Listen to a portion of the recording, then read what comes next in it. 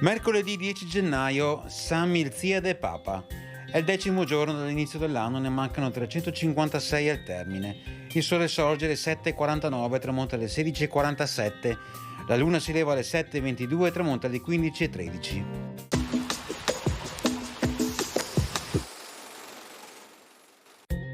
Un decreto, passato in Pregadi, vieta di costruire chiese, ospedali e case religiose tanto a Venezia che in tutto il territorio veneziano senza l'espresso permesso del Senato.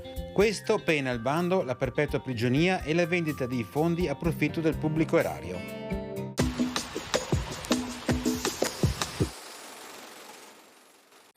Le previsioni per domani: non si verificheranno precipitazioni, nuvolosità in diminuzione fino a cielo sereno, più probabilmente dal pomeriggio, temperature in calo di notte e in aumento di giorno.